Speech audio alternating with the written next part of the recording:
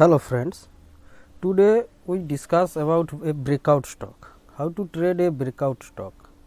एक स्टॉक ने ब्रेकआउट दिया, देने के बाद तो कैसे काम करेंगे। देखो दिन हर प्रतिदिन मार्केट में तो बहुत सारा स्टॉक आपका ब्रेकआउट दे रहा है, तो कौन सा ब्रेकआउट को पकड़े ये जानना बहुत ज़रूरी है, क्योंकि हम लोगों के पास कैपिटल जो है लिमिटेड है।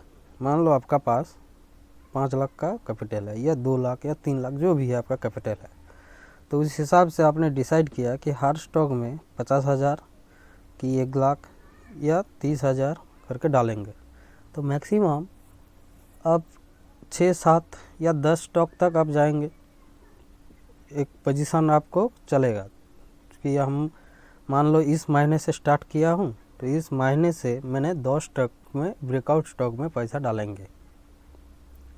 ओके, तो कौन सा ब्रेकआउट स्टॉक को हमने ट्रेड करेंगे, क्योंकि देखो दिन प्रतिदिन अपने ब्रेकआउट स्टॉक बहुत सारा जगह से ले सकते हैं।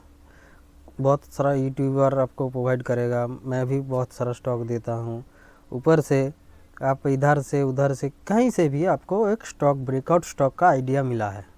लेकिन प्रॉब्लम कहाँ हो जाता है, आइडिया तो हम लोगों को स्टॉक आइडिया तो बहुत मिलता है, लेकिन कौन सा स्टॉक में फोकस करें, कौन सा स्टॉक में पोजीशन बनाएं, और एक स्टॉक ब्रेकआउट देने के बाद क्या क्राइटेरिया आएगा तो वो मेरे लिए अच्छा होगा, वो जानेंगे। हो सकता है कि आप इस महीने से स्टार्ट किया, इस महीने से पहला हफ्ता अपने एक ही स्टॉक में उस हिसाब से पैसा डाल पाया। ओके, क्योंकि आपका फोकस काम होना चाहिए। फोकस जैसे रहेगा तभी जाके आप पैसा बना पाएंगे, नहीं तो खाली many stock ideas is a bad ideas. Okay, her bar stock ideas आपको पैसा नहीं देता है। कभी कभी क्या होता है, एक स्टॉक में पैसा घुसाने के बाद थोड़ा सा पेशेंस से होल्ड करना पड़ता है और नेक्स्ट अपॉर्चुनिटी के लिए आना पड़ता है। तो आप इस महीने से स्टार्ट करेंगे तो अगला 1.5 महीना 2 महीना 1 महीना का अंदर आप देखिएगा कि आपका पूरा पैसा जो है ना, जितना स्टॉक आप पोर्टफोलियो में रखना चाहिए था वो आपका पास आ गया। तो एक ही दिन में जो पोजीशन बनाना है ऐसा कोई बात नहीं है। आप आज एक स्टॉक अच्छा क्राइटेरिया में मिला, आप आज पैसा कुछ डाला, फिर नेक्स्ट वीक कुछ एक स्टॉक आया तो उस स्टॉक में पैसा डालेगा। तो ऐसा करके आप डालिएगा तो क्या है, एक ही टाइम पे तो आप हर स्टॉक में पैसा नहीं डाल रहे, अलग अलग मार्केट का फेज में अलग अलग स्टॉक में अलग अलग सेक्टर में देख के आप अच्छे से सेक्टर देख के पैसा डाल रहे हो। तो हो सकता है कि आपका जो पहला 5 स्टॉक का जो पोजीशन ले आया था, नेक्स्ट 5 स्टॉक का पोजीशन लेने का टाइम तक वो 5 स्टॉक का रिजल्ट आ जाएगा। मतलब या तो फिर स्टॉप लॉस दे देगा या तो फिर टारगेट हिट करेगा, है ना। तो 5 स्टॉक का आपका पोजीशन लिया चुका है पहला मंथ में पहला 15 तारीख तक अंदर। उसके बाद नेक्स्ट 15 तारीख तक अंदर आपका 5 स्टॉक लिया हुआ है। अब ये 5 स्टॉक का लेते लेते अगला जो 5 स्टॉक है उसका रिजल्ट आपका पास आ जाएगा, या तो फिर स्टॉप लॉस या तो फिर टारगेट। तो वो 5 स्टॉक पर पैसा को फिर नेक्स्ट मंथ का पहला 15 तारीख के अंदर नेक्स्ट 5 स्टॉक में डालते रहिएगा। तो इस तरह आपका प्रोसेस जो है चलते रहेगा। ओके, तो स्टॉक पहले तो ब्रेकआउट स्टॉक कैसे पकड़ेंगे। देखो पहले ऐसा एक स्टॉक, जैसे कि मान लो मैंने एक 40 में मेरा एक ट्रेड लिया था इस जोन में, तो इसी को हम डिस्कस करते हैं। और भी बहुत सारा स्टॉक को हम डिस्कस करेंगे, बहुत सारा केस स्टडी हम स्टडी करेंगे। ओके, वीडियो को पूरा अंत तक देखिए। देखो सीखने का जो लर्निंग है ना, ये थोड़ा बोरिंग लगेगा, लर्निंग का प्रोसेस थोड़ा बोरिंग होता है, और पैसा जो है बोरिंग से ही बनता है, हम हर वीडियो में बोलते हैं। ओके, जब तक आप बोरिंग नहीं फील करेंगे तब तक आपको पैसा नहीं मिलेगा, ये बात हमेशा जान लीजिए। तो फोर्टिस ने क्या किया, ये एक मेरा फेवरेट चार्ट पैटर्न है, रेक्टेंगल। ओके, स्टॉक ने क्या किया, एक अप रैली में है। ओके, टेक्निकली स्टॉक एक अप रैली में आ गया। उसके बाद मेरा फंडामेंटल क्राइटेरिया आपको पता है कि स्टॉक का रेवेन्यू चेक करता हूँ, स्टॉक का सेल्स चेक करता हूँ, स्टॉक का सेल्स चेक करता हूँ, स्टॉक का प्रॉफिट ग्रोथ कंटिन्यू है कि नहीं वो चेक करता हूँ। उसके बाद उसका पी थोड़ा सा देख लेता हूँ, और सेक्टर, जिस स्टॉक सेक्टर का स्टॉक है उस सेक्टर में पैसा घुस रहा है कि नहीं, वो सेक्टर तेजी है कि नहीं वो देखता हूँ। ये देखने के बाद मैंने इस स्टॉक में दिल लगाना पड़ता है। तो दिल लगा के अब फिर एक पैटर्न ब्रेकआउट का इंतज़ार करता हूँ। तो मेरा जो फेवरेट पैटर्न है रेक्टेंगल, ज़्यादा से ज़्यादा ट्रेड हम ये रेक्टेंगल पैटर्न में ही करते हैं और कुछ ट्रेड हम ट्रायंगल पैटर्न में ले लेते हैं। तो इसको अगर मैं स्टाडी करेंगे, देखो ये कितना तारीख था दिखा देते हैं।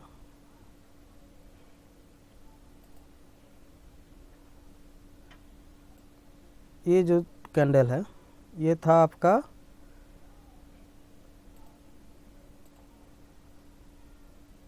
11/10/11 अक्टूबर 10 तारीख 11 मतलब आपका नवंबर का 10 तारीख को इसने ब्रेकआउट दिया। तो उस टाइम पे मार्केट भी अच्छा खासा था, पहली बात। दूसरी बात, ये फोर्टिस हेल्थ केयर सेक्टर का स्टॉक था, वो भी अच्छा खासा चल रहा था। ओके, उसके बाद इसका रेवेन्यू, इसका fundamental sales revenue, profit growth सब कुछ अच्छा चल रहा था, कॉन्सिस्टेंट इंक्रीजिंग था। उसके बाद इसने ब्रेकआउट दिया और वॉल्यूम भी अच्छा खासा हुआ इस जोन में, सब क्राइटेरिया फिक्स्ड हो गया। अब मुझे क्या करना है, इस दिन तो ब्रेकआउट दे दिया, नेक्स्ट दिन क्या ओपन होने ही में हम एंट्री कर जाएंगे? ऐसा नहीं है, हम ऐसा नहीं करते हैं। क्या करेंगे, ये जो कैंडल ब्रेकआउट कैंडल है ना, इसका हाई और इसका लो आप मार्क करिए। ओके, ये जो ब्रेकआउट कैंडल है इसका हाई और इसका लो मार्क करिए। करने के बाद ये जो हाई और इसका लो का बीच में कम से कम नेक्स्ट ट्रेडिंग सेशन में 50% रिट्रेसमेंट होना चाहिए। क्या बोला मैंने? इसने ब्रेकआउट दिया, ये जो प्रीवियस लेवल है इसको भी अगर टच करता है तो भी चलेगा, लेकिन उससे पहले अगर स्टॉक ने ये जो लेवल है इस लेवल को टच करता है, रिट्रेस बोलते हैं हम लोग। ओके, रिट्रेस करके ऊपर जाता है, एक क्राइटेरिया हो गया। दूसरा एक क्राइटेरिया क्या है कि स्टॉक ने ब्रेकआउट जो कैंडल दिया है वो कैंडल अगर बड़ा होता है, अच्छा खासा वॉल्यूम के साथ ब्रेकआउट देता है और कैंडल बहुत बड़ा, देखो इस जोन में कैंडल क्या है, इस दिन बड़ा कैंडल एक बन गया, इससे भी बड़ा कैंडल बन जाता है, वो भी डिस्कस करेंगे वो सब। लेकिन जनरली क्या देखेंगे, या तो फिर आप ये जो लेवल है इस लेवल पे आके रिट्रेस करें। रिट्रेस कैसे करेंगे समझेंगे।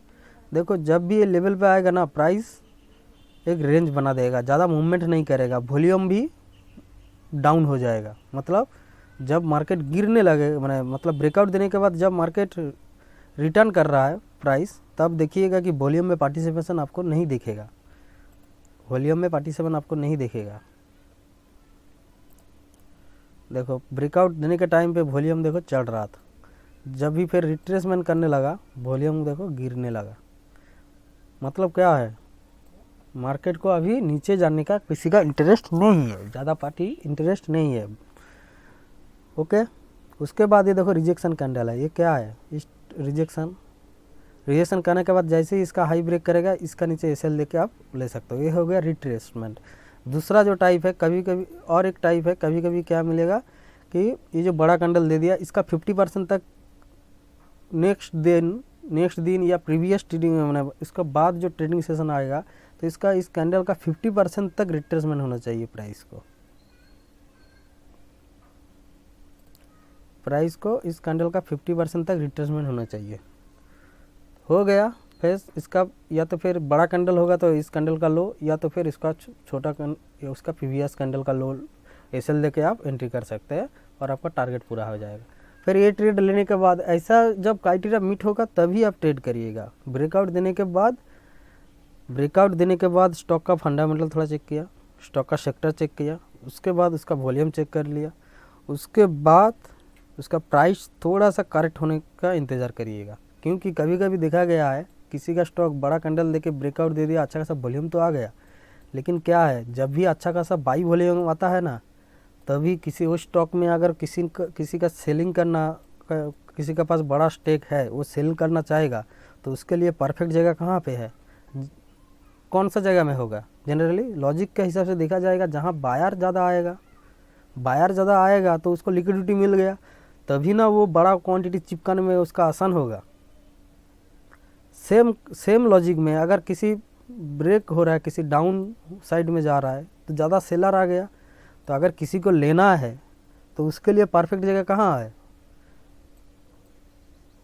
यही तो जगह है, क्योंकि ब्रेकडाउन पे बायर हावी होने का ज़्यादा चांसेस है और ब्रेकआउट पे सेलर हावी होने का ज़्यादा चांसेस है, क्योंकि यहाँ पे ज़्यादा वॉल्यूम क्रिएट होता है और ज़्यादा लोग पार्टिसिपेट कर जाता है।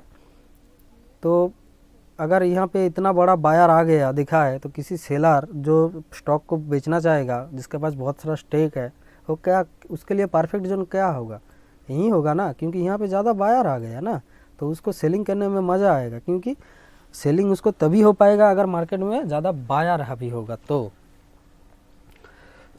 तो इसीलिए नेक्स्ट दिन क्या होता है, प्राइस थोड़ा करेक्ट करता है, ये मैक्सिमम टाइम होता है। ब्रेकआउट हो गया, नेक्स्ट दिन आप जाम मत करिए, उसके बाद प्राइस को रिट्रेस होने दीजिए। जो कैंडल ब्रेकआउट हुआ है उसका 50% तक, या फिर जो लेवल ब्रेकआउट हुआ है वहाँ तक आने का इंतज़ार करिए, करने के बाद आप ट्रेड लीजिए। ओके, तो कहीं पे भी अगर आप ब्रेकआउट स्टॉक का आइडिया लेके आ रहे हो, तो स्टॉक को नेक्स्ट 2-3 ट्रेडिंग सेशन रेडर पे रख के उसको स्टडी करिए कि क्या हो रहा है। तो ये देखो, हम यहाँ पे 50% तक रिट्रेसमेंट किया था जब कैंडल को हमने इस यहाँ पे एंट्री किया, और एंट्री करने के बाद मुझे इतना बड़ा प्रॉफिट मिल गया। हो सकता है कि कभी कभी क्या है कि आज से आप स्टार्ट कर रहे हो, आज आपको ट्रेड नहीं मिलेगा इस क्राइटेरिया, कभी कभी ये है तो भाग ही जाएगा, भाग जाने दो। वो जो भाग जा रहा है उसको पकड़ने की कोशिश मत करो, जो अपना क्राइटेरिया में आ रहा है उसको पकड़ने की कोशिश करो। ओके, तो इसमें क्या होता है, फोकस कम होगा। और भी कुछ स्टडी देख लेते हैं, ये 40 गया, अच्छा और एक देख लेते हैं GIC। GIC आज थोड़ा सा मार्केट बंद है, इसीलिए हम थोड़ा सोचा कि ये जो क्राइटेरिया है, हम तो ब्रेकआउट स्टॉक आप लोगों को साथ देते हैं, लेकिन आप लोगों को ये भी बोल देना चाहिए कि कौन सा स्टॉक में आप ट्रेड करिएगा, कौन सा स्टॉक में ट्रेड नहीं करिएगा। देखो GIC में क्या हुआ, GIC में एक रेक्टेंगल पैटर्न बनाया।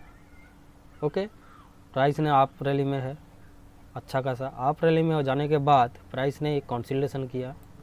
कंसोलिडेशन टाइम पे वॉल्यूम का उतना खास एक्टिविटी नहीं देख रहा था। अब फिर ये बड़ा कैंडल के एक ब्रेकआउट दिया है कि इतना 19 जनवरी को, ठीक है, 19 जनवरी को इस कैंडल ने एक ब्रेकआउट दिया और वॉल्यूम देखो अच्छा खासा आया है।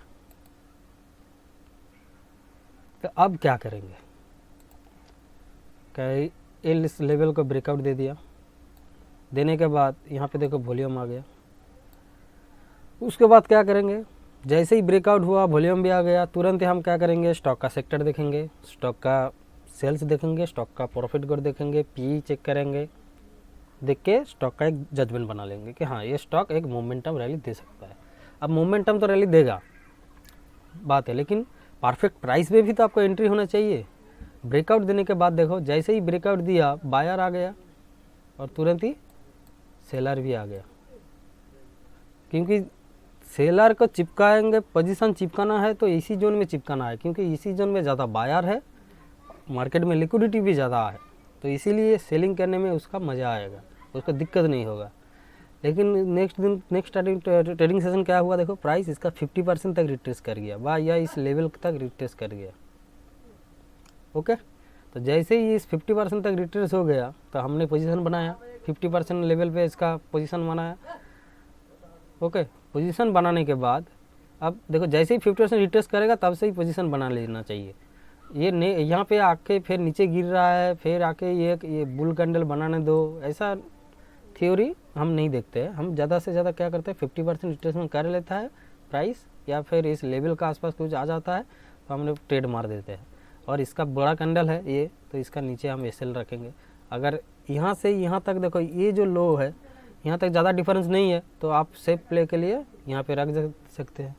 ओके, ये अगर ज़्यादा डिफरेंस होता तो हम इसी कैंडल में रखते, बड़ा कैंडल के लो पे, लेकिन यहाँ पे ज़्यादा बड़ा कैंडल नहीं था, छोटा कैंडल एक था और स्विंग भी पास है, तो चलो थोड़ा सा कल के इसी स्विंग पे रख देते हैं।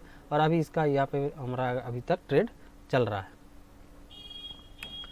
ओके, कुछ क्वांटिटी, ये जो लॉन्ग कैंडल मार्केट जब गिर रहा था, यहाँ पे कुछ क्वांटिटी हम निकाल लिए, कुछ क्वांटिटी को छोड़ दिए, 50% निकाल लिए, 50% छोड़ दिए, फिर जा रहा है बस।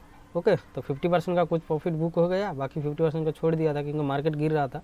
हमने सोचा कि चलो अगर ये दे देगा, नहीं तो देखिए फिर 50% का फिर जा रहा है। तो ये रिस्क मैनेजमेंट का बात है, वो दूसरा बात है, लेकिन अभी हम उसको डिस्कस नहीं करेंगे, उसका नेक्स्ट वीडियो में डिस्कस करेंगे। तो अभी और एक ले लेते हैं GIC को, समझ गया। और एक ले लेते हैं एग्जाम्पल, और एक मैंने क्या ट्रेड लिया था देख लेते हैं। मेरा ट्रेडिंग जर्नल पे कपलिंग पॉइंट को लिया था। अब देखो ऐसा करेंगे, एसएल भी हिट होगा। ओके, एसएल भी हिट होगा, वो तो सादा जनरल बात है, लेकिन क्या है आपको दिखा देते हैं कि कैसे लेते हैं हम लोग। अब देखो कपलिंग पॉइंट, देखो ये जो पॉइंट है 10 नवंबर को कपलिंग पॉइंट ब्रेकआउट दिया। अब हमको क्या क्या किस लिए वेट करना चाहिए था? 50% तक रिट्रेसमेंट के लिए। 50% का रिट्रेसमेंट के लिए वेट करना चाहिए था, तो इसका 50% यहाँ तक होगा। ओके, मतलब इसका लो और इसका हाई, उसके बाद इसका 50% तक वेट करेंगे। और 50% तक क्यों वेट करेंगे? क्योंकि सेलर आने का चांसेस है। अगर सेलर आता है तो वो आएगा, आके कुछ क्वांटिटी चिपका के जाएगा, क्योंकि यहाँ पे बायर आया है ज़्यादा। और ये चार्ट आप सिर्फ नहीं देख रहे हो, और भी तो लोग देख रहा है ना। तो इसीलिए सेलर को हावी होने दीजिए। अगर सेलर हावी का टाइम पे अगर वॉल्यूम पे उतना खास कुछ नहीं देखेगा ना, तो मेरे लिए और भी परफेक्ट हो जाएगा कि सेलर हावी तो हुआ है लेकिन वॉल्यूम नहीं है। मतलब क्या है, इस कैंडल पे ज़्यादा वॉल्यूम है, लेकिन सेलर जब हावी हुआ वॉल्यूम नहीं है, उसके बाद क्या है, तो हम सोचेंगे कि चलो ये 50% में ट्रेड मारो। लेकिन नहीं मिला, भाग गया, जाने दो, जो भाग गया भाग गया। नेक्स्ट स्टॉक में हम दिमाग लगाएंगे। फिर देखो, फिर इसने आया है फिर इसी जोन पे। ये कितना तारीख है? ये है 22 दिसंबर में आया है। 22 दिसंबर को फिर आया है, तो फिर मैंने क्या करेंगे, इसका 50% के लिए इंतज़ार करेंगे। ओके, स्टॉक को पहले ही मैंने फंडामेंटली चेक कर लिया, सेक्टर भी चेक कर लिया। ओके, फिर मैंने इसका 50% तक वेट करेंगे। यहाँ पे 50%, तो यहाँ तक लेवल का आसपास आने का एक क्राइटेरिया है, और एक क्राइटेरिया है 50%। तो 50% जैसे ही आया, देखो 50% जब आ रहा था तब देखो इस जोन पे देखो वॉल्यूम देखो नहीं है। वॉल्यूम कहाँ है? ये बड़ा वॉल्यूम हो गया था ब्रेकआउट पे, उसके बाद देखो वॉल्यूम नहीं है। तो यही तो जगह है कि सेलर एक्टिवेट हुआ है, लेकिन सेलर का उतना हावी ज़्यादा नहीं है, क्योंकि सेलर का पार्टिसिपेट आपको दिख नहीं रहा है। तो हम 50% पे ले लेंगे। लेने के बाद स्टॉक थोड़ा और भी आया, थोड़ा सा और भी नीचे आ गया तो क्या हुआ, मैंने यहाँ पे 50% पे ले लिया। लेके ये इसका बड़ा लो है तो इसको नहीं लेंगे, यहाँ पे एसएल लगा देंगे। ओके, और उसके बाद देखो ये ट्रेड अभी भी चल रहा है। ओके, एक गया, और एक हम दिखा देंगे।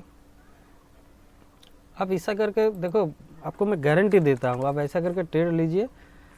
ये मैंने क्या है, मैंने अपना स्टूडेंट लोग को भी ऐसे ही सिखाता हूँ, उन लोग भी ऐसा ही लेता है। हमने सोचा कि आप लोग भी तो मुझे देखते हो, तो आज शनिवार है, थोड़ा सा हम सोचा कि चलो दे देते हैं।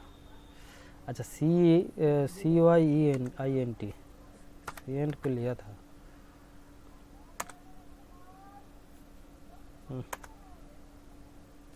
देखो मेरा इधर वॉच लिस्ट भी बना हुआ है, CAYENT। ये देखो मैंने लिया था,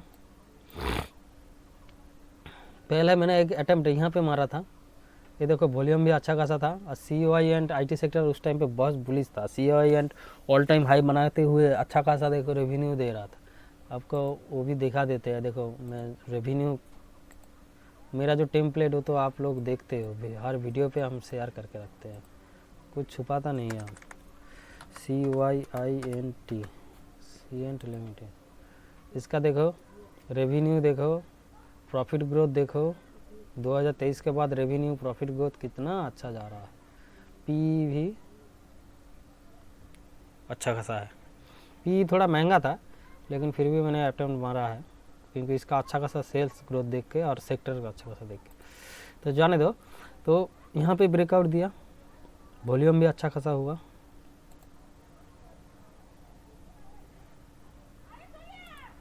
यहाँ पे ब्रेकआउट दिया, वॉल्यूम भी अच्छा खासा हुआ इस जोन पे। ओके, इस जोन पे वॉल्यूम अच्छा खासा हुआ। उसके बाद प्राइस 50% रिट्रेसमेंट के लिए वेट किया था, तो इसका नेक्स्ट डे देखो सेलर हावी हुआ, लेकिन वॉल्यूम उतना खास है ही नहीं। उसके बाद देखो ये जो ब्रेकआउट होने के बाद सेकंड कैंडल जो है, सेकंड कैंडल 50% तक जब आ गया था, मैंने ट्रेड मार दिया। उसके बाद नीचे थोड़ा सा आया था, लेकिन यहाँ पे एसएल देख के हम ट्रेड ले लिया। अब देखो मेरा टारगेट यहाँ पे तक आ गया था, कुछ दिनों में आ गया। फिर यहाँ पे देखो, यहाँ पे ब्रेकआउट दिया, यहाँ पे इतना बड़ा कैंडल नहीं था तो हमने नेक्स्ट दिन ही एंट्री मार दिया, या फिर 50% तक अगर इंतज़ार करते वो भी आपका सही है।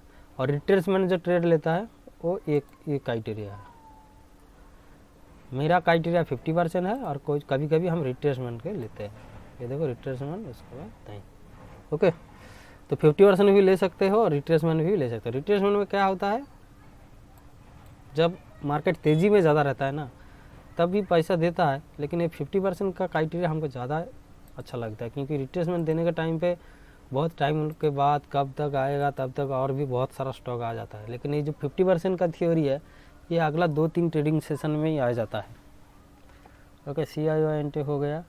इसके बाद एस्ट्राजेनिका था, एस्ट्राजेनिका ये था, हाँ ये देखो एस्ट्राजेनिका को भी सेम लॉजिक। ये क्या है, ब्रेकआउट दिया है, देने के बाद देखो स्टॉक ने 50% मार्क कर लिया, हमने इसका हाई, इसका लो और इसका हाई मार्क कर लिया, 50% तक आया, ट्रेड मार दिया, मार के इसका नीचे एसएल लगा दिया। वॉल्यूम देखो अच्छा खासा, और देखो बूम। ओके, तो और भी बहुत सारा डिस्कशन है तो कर सकते हो। तो इस टाइम पे मार्केट तेज़ी में था तो एसएल ज़्यादा हुआ नहीं मेरा, 1-2 एसएल होगा। एसएल शायद कहाँ पे हुआ था, एसएल केस क्राफ्टमैन में एसएल केस हुआ था, हाँ यहीं पे क्राफ्टमैन में एसएल हुआ था। यहाँ पे ब्रेकआउट दिया था इस कैंडल ने, हमने इसका 50% तक इंतज़ार, ना ये नहीं, 50% तो नहीं हुआ, कहीं पे हुआ था।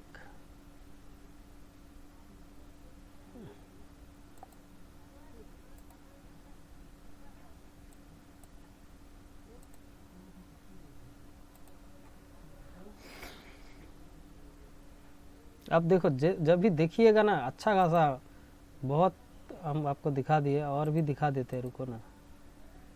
ये क्या, एस्ट्राजेनिका, एंजल वन पे नहीं लिया था, एंजल वन भी अच्छा खासा स्टॉक भाग गया, एंजल वन पे नहीं लिया, एंजल वन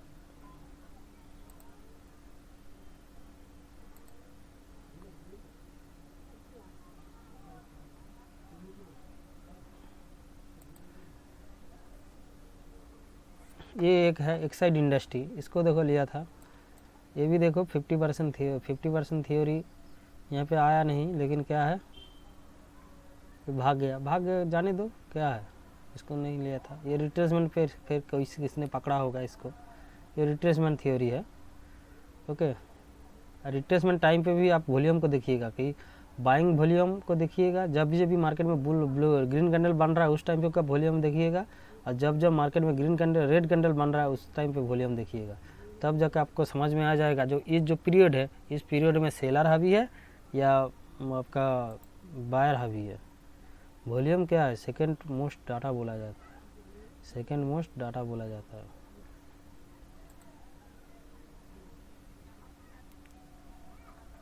सेम देखो इरकॉन में भी देखो सेम लॉजिक लगाया था, 50% रिट्रेसमेंट, बूम। ओके, ये 50% दिया नहीं, ये सब रेडर पे आया था लेकिन ये देता नहीं। ये देखो 50% तक आया था, आने के बाद देखो यहाँ पे ये जो एसएल केस था कॉनकॉर्ड बायोटेक, ये एसएल दे दिया। ओके, कॉनकॉर्ड बायोटेक देखो वॉल्यूम के हिसाब से एक ब्रेकआउट दिया है, देने के बाद हमने सोचा कि चलो इसको, ये देखो अच्छा खासा वॉल्यूम है, इसको एसएल केस को अच्छे से दिखा देते हैं। देखो एक अच्छा खासा वॉल्यूम है, वॉल्यूम होने के बाद 50% तक आया है, रिट्रेसमेंट किया था, मैंने ट्रेड मारा, एसएल इधर रख दिया, गया ऊपर जाने के बाद देखो फिर रिटर्न आके मेरा एसएल हिट कर दिया। होने दो। और अब टारगेट कितना रखेंगे, टारगेट देखो ये सब ब्रेकआउट स्टॉक है, मार्केट तेज़ी में रहता है तो 1:3-4 ये आराम से मिल जाता है, 1:3 रखते हैं ज़्यादा से ज़्यादा में। ओके, तो ऐसा करके आप देखिए 50%, जब जो कैंडल ब्रेकआउट दे रहा है उसका 50% तक रिट्रेसमेंट पे ट्रेड लीजिए, तो देखिएगा कि आपका अच्छा खासा ट्रेडिंग रिजल्ट आप देखिएगा। तो इस तरह ब्रेकआउट, कहीं से भी आप ब्रेकआउट स्टॉक उठा के लेके आइए, लेकिन उस ब्रेकआउट स्टॉक को इस थ्योरीज के साथ ट्रेड करिए। आपको गारंटी दे सकता हूँ, आप एक 2 महीना करके देखिए, उसके बाद आप बताइएगा कि सर क्या हुआ रिजल्ट। ओके। और ब्रेकआउट होने के बाद तुरंत ही जंप मत करिए, क्योंकि सेलर हावी होने का ज़्यादा चांसेस होता है, क्योंकि यहाँ पे ज़्यादा बायर आया है, तो किसी के पास बड़ा क्वांटिटी है, उसको अगर सेल करना है तो इससे ज़्यादा जाएगा, उसको नहीं मिलेगा, क्योंकि यहाँ पे बायर ज़्यादा है, तो उसको चिपकाने में, माल चिपकाने में ज़्यादा आसान होगा। ये बात ध्यान से रखिएगा। Okay, bye.